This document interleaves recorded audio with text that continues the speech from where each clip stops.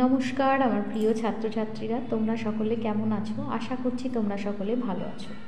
আজকে ক্লাস 10-এর স্পর্শক সংক্রান্ত একটা ছোট্ট অঙ্ক বলা ঠিক হবে না, একটা ধারণা দিতে চাই।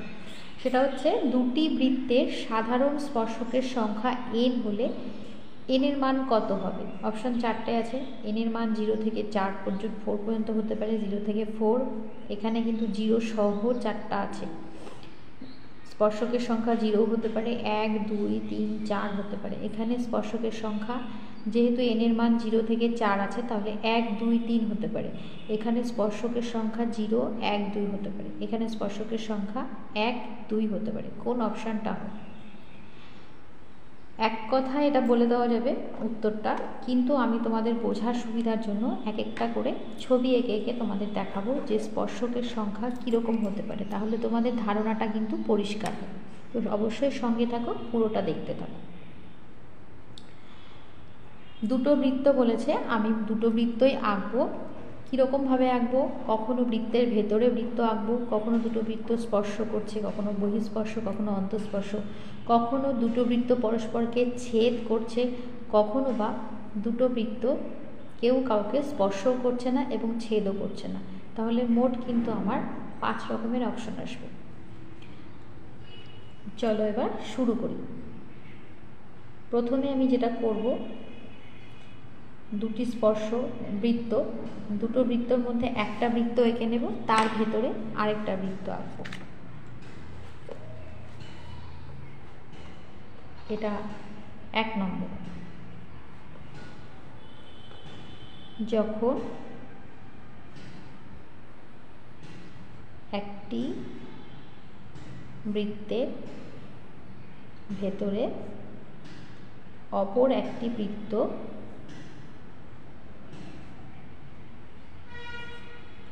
স্পর্শ না করে, মানে বৃত্ত দুটো স্পর্শ করবে না, স্পর্শ না করে অবস্থান করে।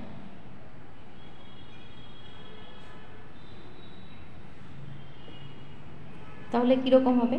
আরেকটা ধারণা তোমাদের দিই। স্পর্শক কী? স্পর্শক হচ্ছে একটা সরলরেখা যেটা বৃত্তকে একটা বিন্দুতেই জাস্ট স্পর্শ বা ছেদ করবে, দুটো বিন্দুতে কিন্তু করবে না, তাহলে সেটাকে আমরা স্পর্শক বলবো না। একটা রেখা, একটি সরল রেখা যখন একটি বৃত্তকে একটি বিন্দুতে শুধু স্পর্শ করে যাবে, তখন তাকে আমরা স্পর্শক বলবো। তাহলে আমি বৃত্ত আঁকছি।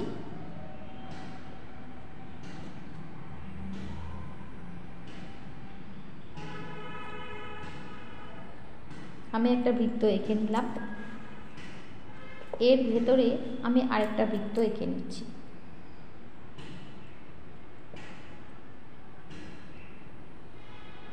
বৃত্ত দুটো এক কেন্দ্রীয় হতে পারে বা যে কোনো আলাদা আলাদা কেন্দ্র হতে পারে। বৃত্ত দুটো কিন্তু কখনো কেউ কাউকে স্পর্শ করবে না। তাহলে কি হবে? এই রকম ক্ষেত্রে কিন্তু আমরা কোনোভাবেই স্পর্শক আঁকতে পারবো না। দেখো, এইভাবে আঁকলে কিন্তু একটা বৃত্তে স্পর্শ করছে, একটা জ্যা হচ্ছে, যেইভাবেই আঁকি না কেন কোনোভাবেই কিন্তু এখানে স্পর্শক আঁকা যাচ্ছে না। তাহলে লিখব এক্ষেত্রে স্পর্শকের সংখ্যা 0, অর্থাৎ n এর মানটা 0। এই একটা অপশন গেল। এবার আমরা 2 নম্বরে চলে যাব। 2 নম্বরে কি? একটা বৃত্ত এবং তার ভিতরে আরেকটা বৃত্ত আঁকবো, এইরকমই আঁকবো, কিন্তু সেই বৃত্তটা এই বৃত্তটাকে স্পর্শ করবে। প্রথমে আমি বড় বৃত্তটা এঁকে নিচ্ছি।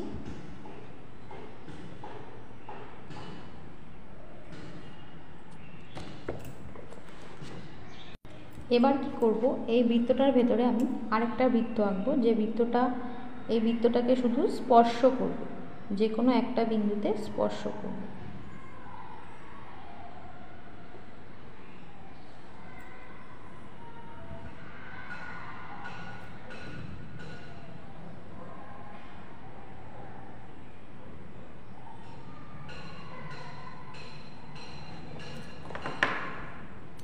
তাহলে দেখো, এই যে দুটো বৃত্ত, একটা বৃত্ত আরেকটা বৃত্তকে স্পর্শ করলো ভেতর দিক থেকে অন্তস্থভাবে, এইখানে কিন্তু আমরা একটাই স্পর্শক পাবো।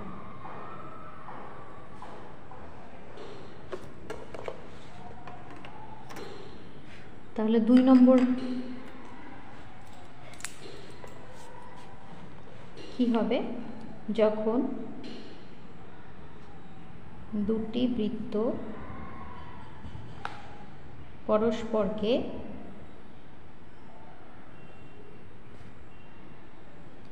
অন্তঃস্পর্শ করে।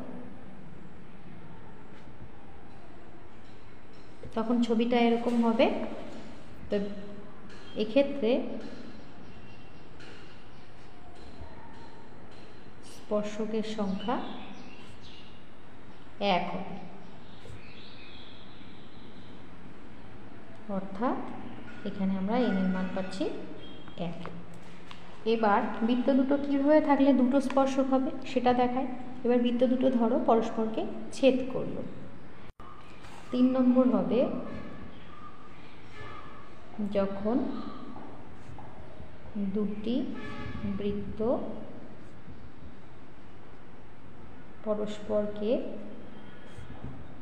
ছেদ করে, অর্থাৎ পরস্পর ছেদী বৃত্ত। তখন কীরকম হবে,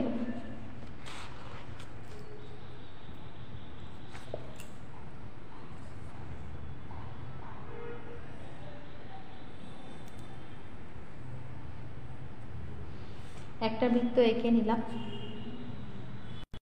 এবার আরেকটা বৃত্ত আঁকবো। সেই বৃত্তটা এর থেকে ছোটও হতে পারে বা এর সমানও হতে পারে বা এর থেকে বড়ও হতে পারে, কোনো অসুবিধা নেই। আমি আরেকটা বৃত্ত এঁকে নিলাম, এর থেকে ছোট, ব্যাসার্ধটা একটু ছোট করে নিলাম। এবার দুটো বৃত্ত পরস্পরকে এই যে দুটো বিন্দুতে ছেদ করলো।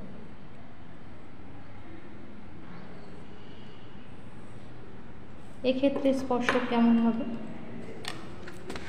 দেখো, এক্ষেত্রে আমরা দুটো স্পর্শক পাবো, এই দিক দিয়ে একটা পাবো আর নিচ দিক দিয়ে একটা পাবো।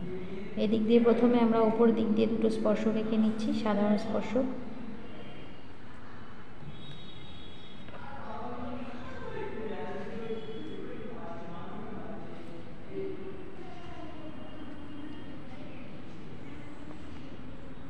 দেখো এ একটা স্পর্শক পেয়ে গেলাম ওপর দিক দিয়ে, আবার নিচ দিক দিয়ে একটা স্পর্শক পেয়ে যাব।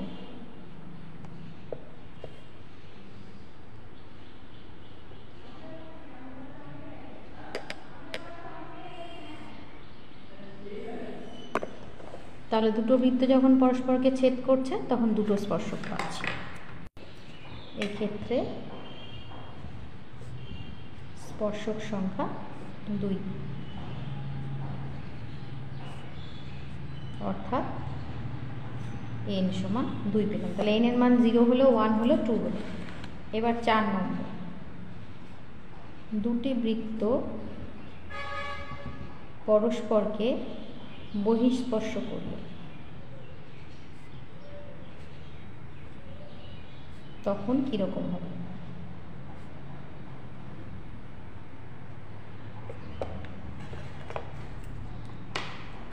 প্রথমে একটা বৃত্ত এঁকে নিচ্ছি, যেমন ব্যাসার্ধেরই হোক। বৃত্তের ব্যাসার্ধ যেমনই হোক, দুটো বৃত্ত সমানও হতে পারে বা ছোট বড়ও হতে পারে, সেটা কোনো সমস্যা হবে না এখানে। এই যে আমি একটা বৃত্ত এঁকে নিলাম, আরেকটা বৃত্ত আমি এর থেকে একটু ছোট আঁকলাম এবং বৃত্ত দুটোকে আমি স্পর্শ করাবো এবং স্পর্শটা হবে বহিঃস্পর্শভাবে। দেখো আমি এঁকেছি,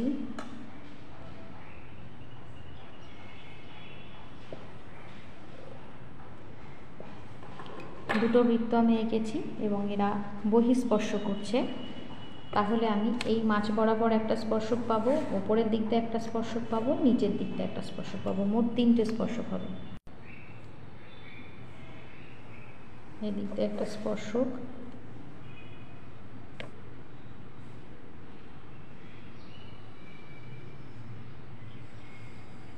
উপর দিক দিয়ে একটা স্পর্শক,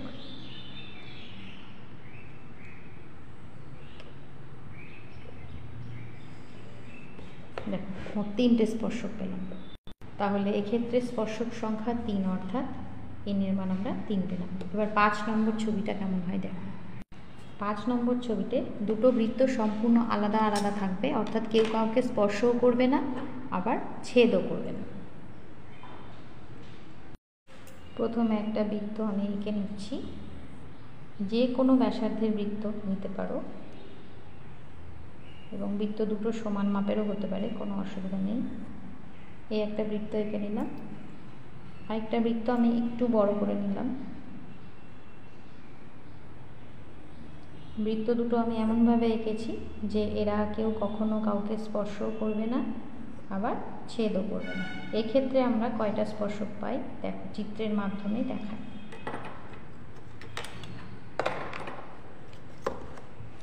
দেখো আমি ওপরের দিক থেকে দুটো বৃত্তেরই ওপরে একটা সাধারণ স্পর্শক পাবো।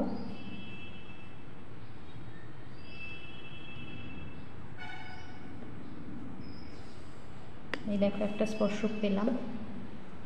আবার নিচ দিক দিয়ে দুটো বৃত্তের নিচের দিক থেকেও আমরা কিন্তু একটা স্পর্শক পাবো।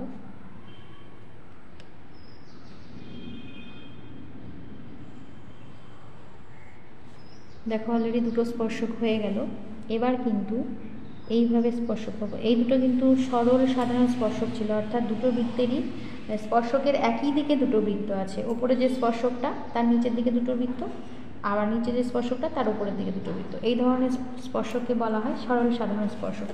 এবার যে স্পর্শকটা আঁকবো সেই স্পর্শকের দুই দিকে দুটো বৃত্ত থাকবে, দুপাশে দুটো, এটাকে বলা হয় তির্যক সাধারণ স্পর্শক। এটাও স্পর্শক, এটাও সাধারণ স্পর্শক, কিন্তু এটা তির্যক, কেননা স্পর্শকের দুই পাশে দুটো বৃত্ত আছে, সেই কারণে এরকম নামকরণ।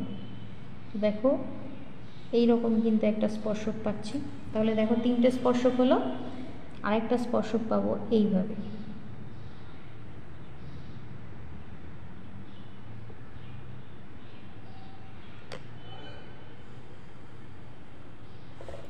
তাহলে দেখো মোট কয়টা স্পর্শক হলো? চারটা স্পর্শক। তাহলে এক্ষেত্রে স্পর্শক সংখ্যা 4, অর্থাৎ n এর মান 4। এখানে তোমরা লিখে নেবে, যখন তোমরা অবশ্যই প্র্যাকটিস করবে এইভাবেই লিখে করবে। যখন দুটি বৃত্ত পরস্পরকে ছেদ বা স্পর্শ করেন।